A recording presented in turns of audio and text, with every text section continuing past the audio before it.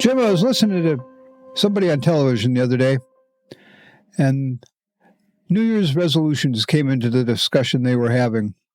Oh, no. Do you make New Year's resolutions? I knew you were going to ask me that. Oh, I make them every year, Kim. I make them every year. Where are you going to go with this topic? Because you're going to ask how often I keep them, right? Well, hi, I'm Kim Flottam. And I'm Jim, too. And today we're going to talk about New Year's resolutions. Keeping them, not keeping them, why not? All sorts of things that happen because of New Year's. You are listening to Honeybee Obscura, brought to you by Growing Planet Media, the folks behind Beekeeping Today podcast.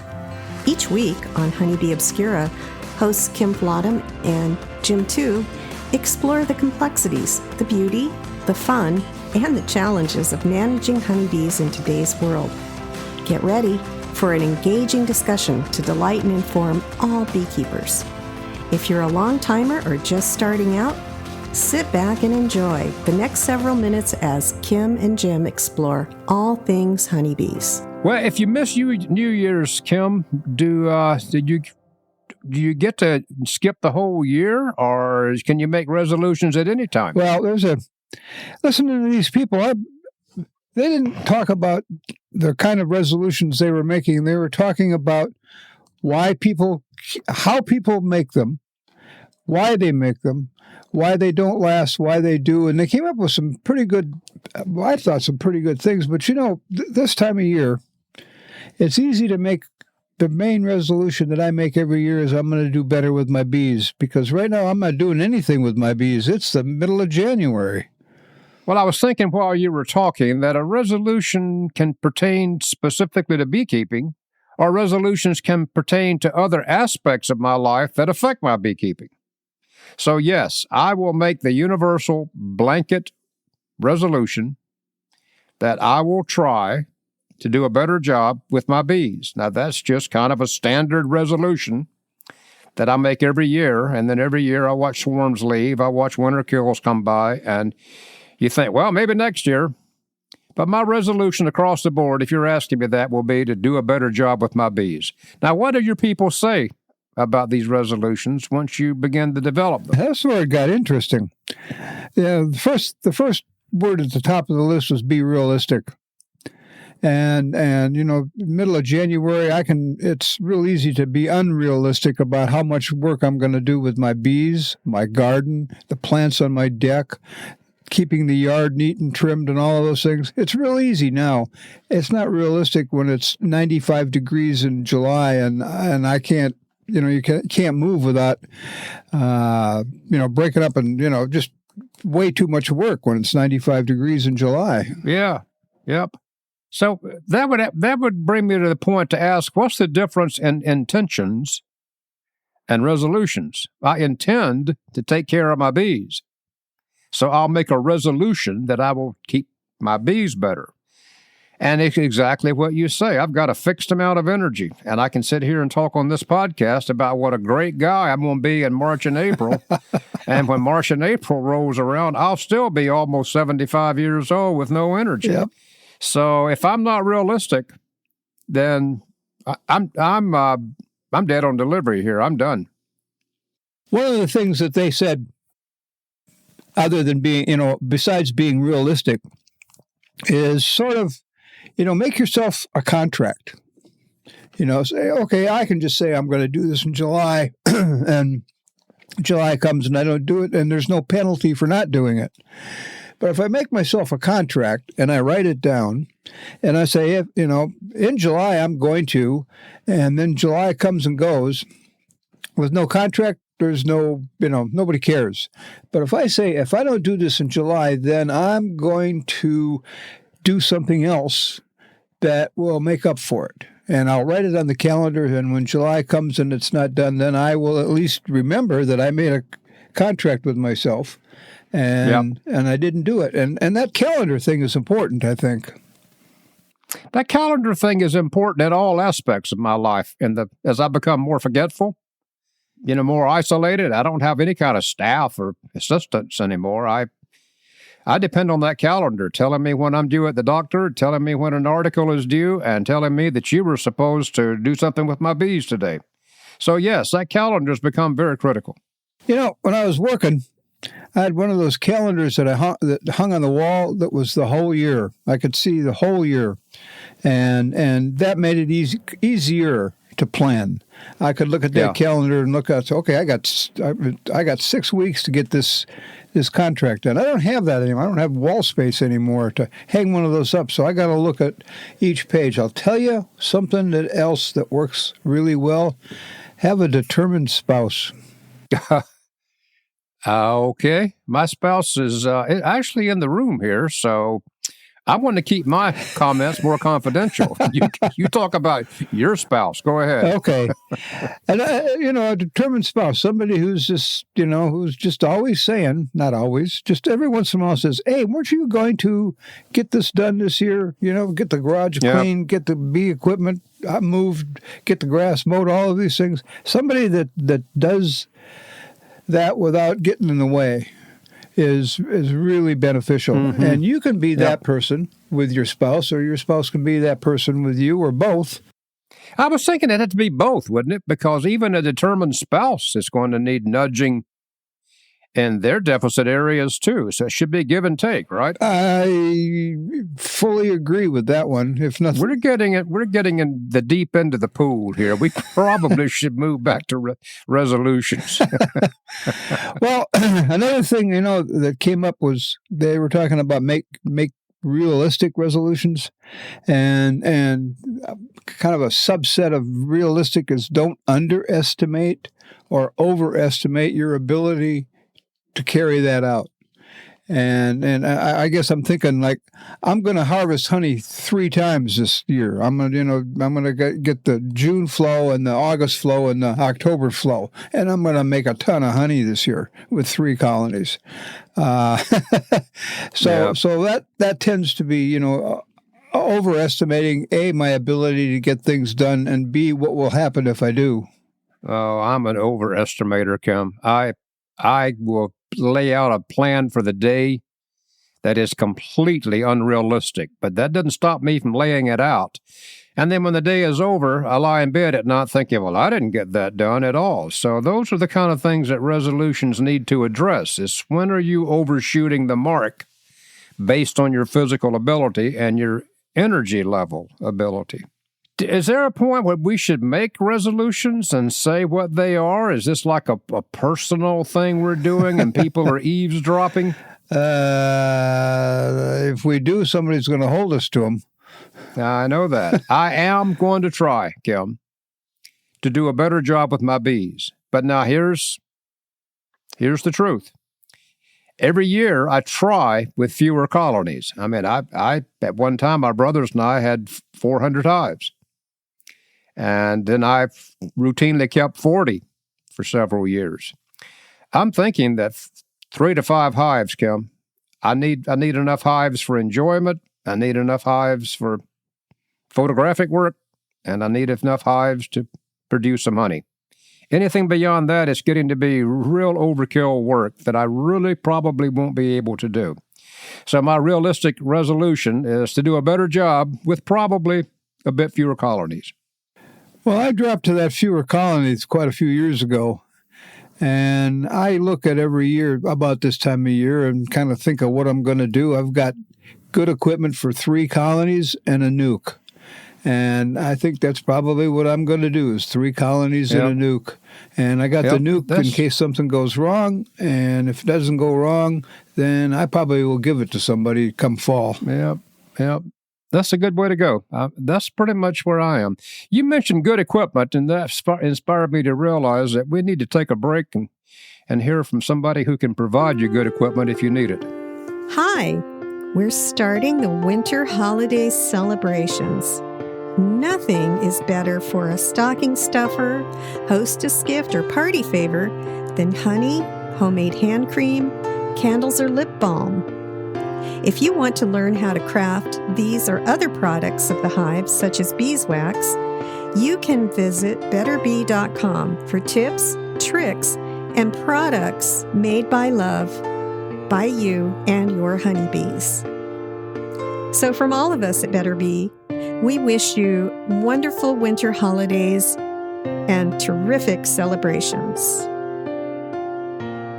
I think I mentioned it before, but the other thing to do using that calendar is challenge yourself a little bit. Make some sort of contract that says, if I can do this, then I'm going to reward myself by doing that. Something else. I'm going to, take a weekend off and go visit friends down the southern part of the state, or something that's a reward if I accomplish a task. Here's the other side of that. What if you don't? Do you give yourself a punishment? You call your friends and explain that indeed you won't be coming because you blew it back in the bee yard? Yeah, probably. I've tried that. Making myself a contract that says, and then I mark it on the calendar, and it says, But now I'm thinking about it, and you just kind of mentioned it. It's easier to make that contract when you've got that calendar hanging on the wall and you can see it every day you look at the calendar.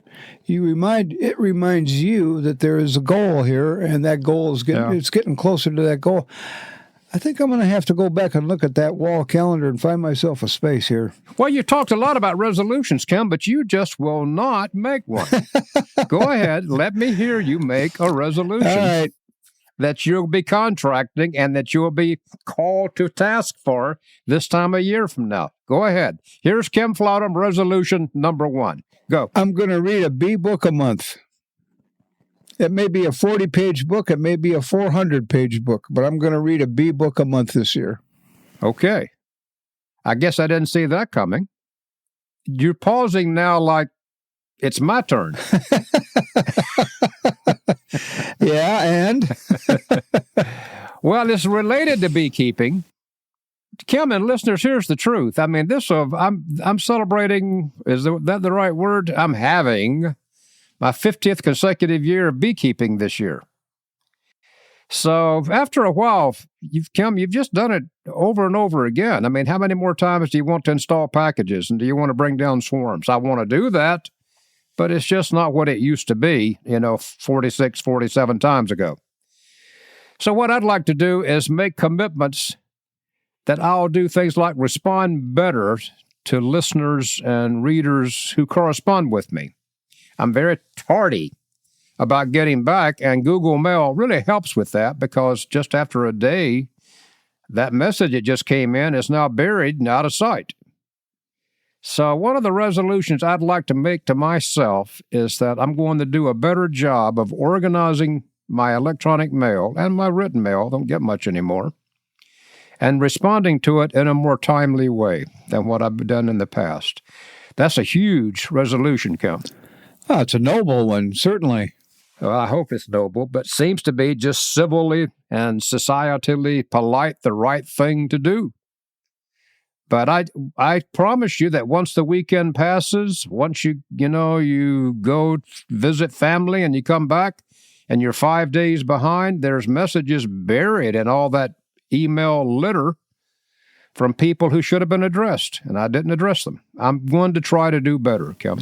Well, I like that. I think I should probably add that to my list. I'm gonna answer emails.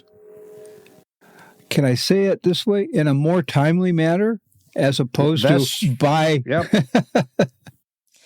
Someone who's listening is going to write us now to test us. And right off the bat, we're going to blow this, because we'll be getting test messages to see how quickly you respond now. So glad you brought it up. Another thing I want to do, you mentioned read a book. I would like to read more books too, but I would like to learn to use more modern day equipment better. So one of my resolutions would be like this podcast, to try to improve what I'm doing here, my understanding of it, because, Kim, you and I are competing with people of fourth our age who are profoundly literate in this kind of technology. So I don't have enough life left to become proficient at it, but I'd like to try. to be better at it. Now, none of this means I'm going to not be eager to control swarming and to install packages, but I want to improve my electronic tools that I use to deliver information and to talk about those kind of beekeeping events.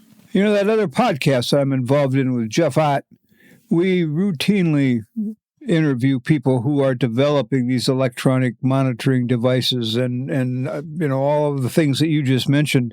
And I talk about them and ask questions and get answers, and then I close the book, and I don't own any of those things. So that's another good one I think I may try and adopt, is get out of the 1950s beekeeping and maybe into the 2020s beekeeping. As much as I can, Kim. I mean, I will always be limited.